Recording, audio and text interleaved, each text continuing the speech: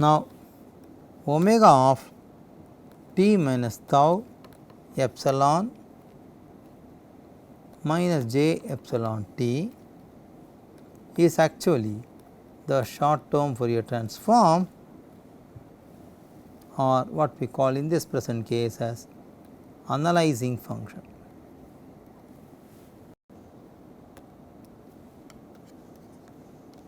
The window should have a compact support,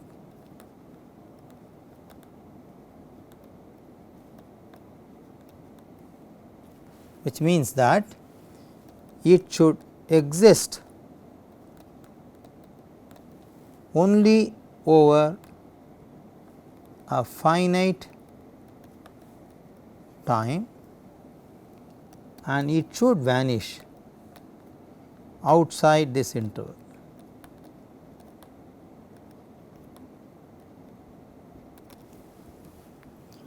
Now, if the window is too long,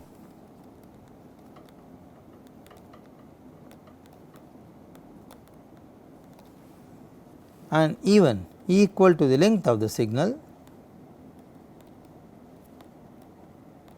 then in that case this process will converge to a conventional fast Fourier transform. Inverse of ft is given by x of t 1 by 2 pi double integral x of tau epsilon e j epsilon t d epsilon, which can be expanded as 1 by 2 pi double integral x of t omega t minus tau e minus j epsilon t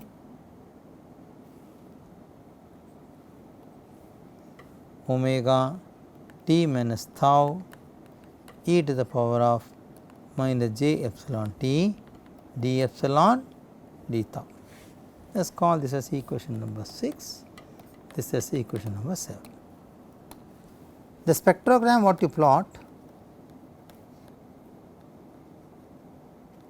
is actually the squared magnitude of short term Fourier transform. Now, spectrogram is the energy density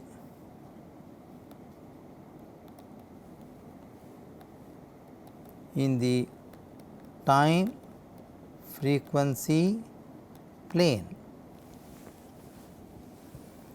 Energy decomposition of this signal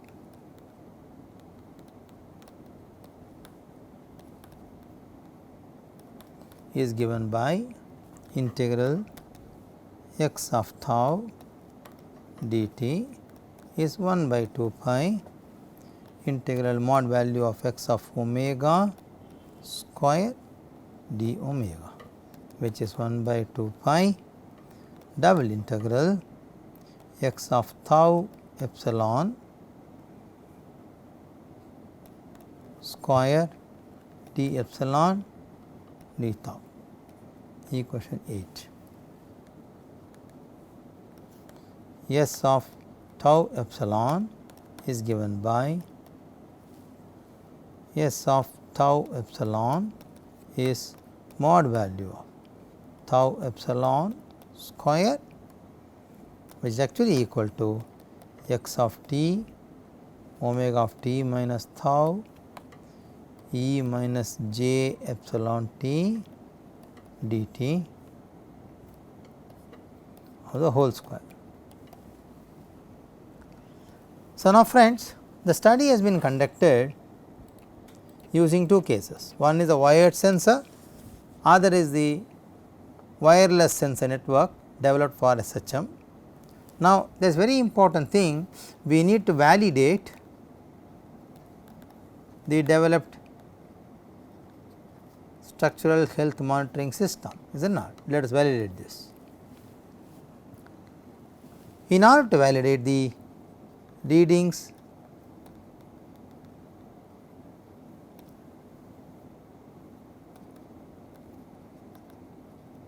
taken by wireless structural health monitoring, response of the scaled TLP is acquired in both wired and wireless sensors.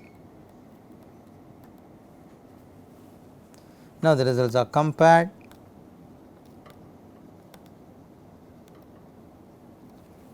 Both in time and frequency domain.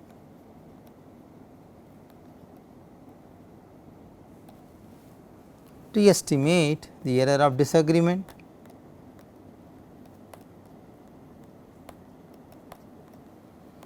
so that the designed SHM can be qualified. Let us reiterate one important statement. Wired sensors are connected to the DAQ, data acquisition system, through wires.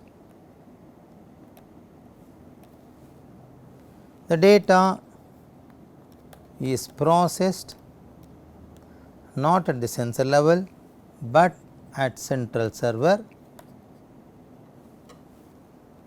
which is connected to the DAQ, that is the data acquisition system. On the other hand, we talk about wireless sensors. They comprise of low cost computing processor and sensor units. Now, the acquired data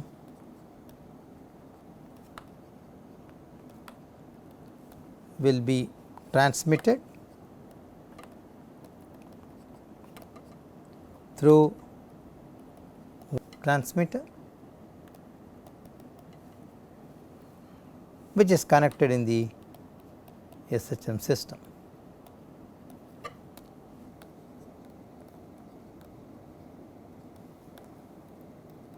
Let us talk about accelerometer for the wired and for the wireless. The accelerometer used is 393B04. In this case, it is an integral unit of MPU 6050. The type is integrated circuit of piezoelectric in the case of wired sensors. In the case of wireless, they are MEMS type sensors. The number of axes which a wired sensor can measure is 1, whereas we have triaxial capability. The range is plus minus 5 G, whereas this is plus minus 16 G, but opted for plus minus 2 G only. Okay. Sensitivity, this is 1 volt per gram, but this is 16384 LSB per gram. The noise performance 0.3 by root hertz, whereas in this case it is 400 mu G per root hertz.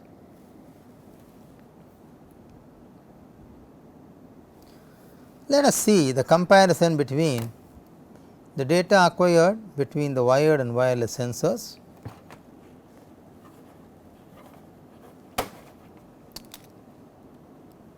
The data what you see here is an wired acquisition, and the data shown below is an wireless acquisition. Both of them are obtained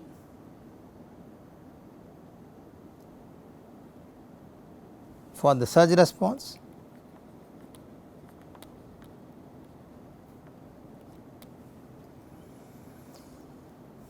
If you look at the response amplitude operator value for surge, the blue one indicates the wired sensor data and the red one indicates the wireless. You can see here the trend of acquiring data over a large period during experimentation is more or less the trend is qualitatively matching, except that there is a variation in the response compared to that of the wired one. Qualitatively they are more or less matching, except the justification for these gaps which are misagreement. The values are also tabulated for different wave height, for different wave periods, both wired and wireless, with a percentage difference as you see here. So, the periods have varied anywhere from 1.6 to 3.2 with a constant interval, and the wave height is also changed in terms of 8 centimeter, 10 and 12 centimeters. So, one can see here on comparison of the data between wired and wireless, percentage error is higher. For higher periods,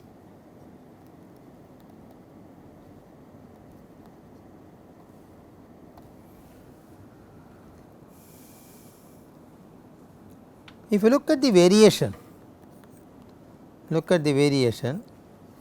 between the wired and wireless,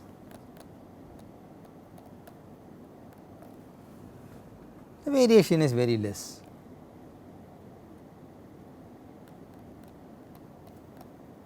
So, this shows a partial validation of the SHM design using wireless sensor networking, which is being carried out in the present study. One can also plot this variation in frequency domain, and now comparing both the sensor units, wireless sensor 1 and 2, which we already discussed in the earlier lecture. The variation is on the MPU 6050 module of the sensor. So, the wire 1 is shown in the blue color, the green one indicates the sensor 1, wireless sensor networking 1 type 1 and the red one type 2. The power spectral density function for surge response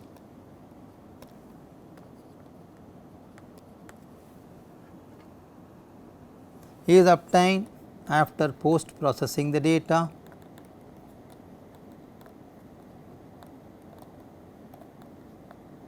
One can see here there is a marginal variation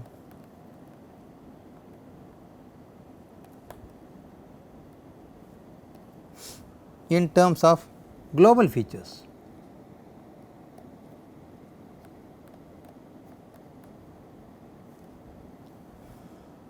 Without time localization,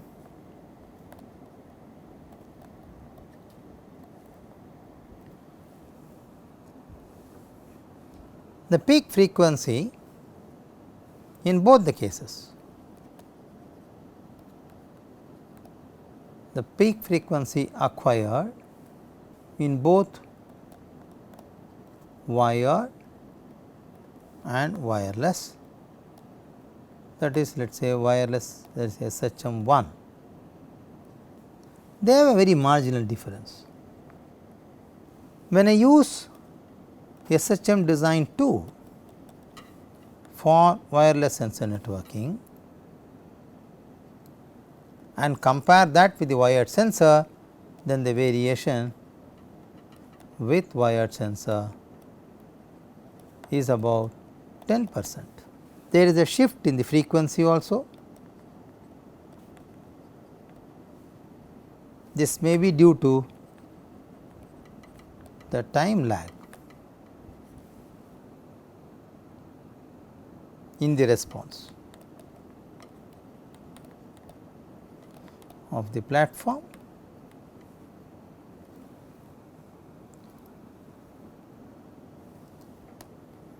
When we look at the comparison, we saw that the agreement is very close. After realizing this, we need to estimate the reliability of the results, okay? Because we have got now the results by both the sensor models. What is the reliability of these results?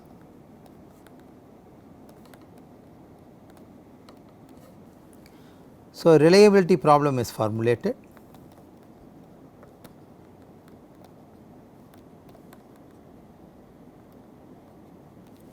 There are some assumptions that have been made in doing this. The peak amplitude of the acquired response under normal conditions, that is no postulated failure. Okay, all these are normal conditions now. No postulated failure is taken as the threshold value. Okay. This value will be now compared for damage index. Now, if the response amplitude increases,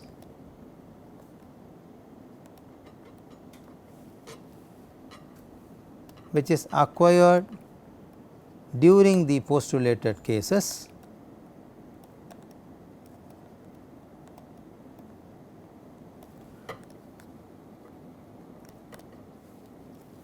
exceeds this value, then we need to activate the alert monitoring system. Okay, that is the idea. So, now very clearly friends, the system failure is defined as user induced postulated failure. Okay. We are trying to identify the sensitivity of the alert monitoring system, which is going to become compatible with this postulated failure case. So, we are checking the reverse problem. AMS will trigger when damage occurs. What we are trying to do is we create the damage and check is AMS triggering or not. That is the idea what we are doing. Okay. Very important, the progressive failure is not considered.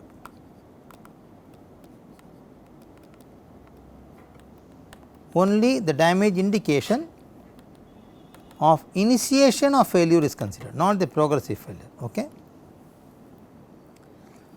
So, now to understand this, we have to post process the data. One can use statistics to do this. Let us try to see how we can use statistical tools to compare this and then talk about the postulated failure cases and check the alert monitoring system design is compatible or not.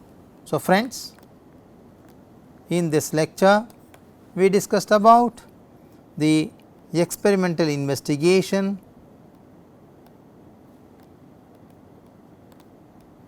of tension leg platform on a lab scale model. The acquisition was done by both the sensor designs, wired and wireless. Even wireless we had two designs, SHM system 1 and health monitoring system 2, where the sensor specifications are different. We are comparing both of them individually with the wired sensors and finding out the error percentage and checking this as the base. We are doing this.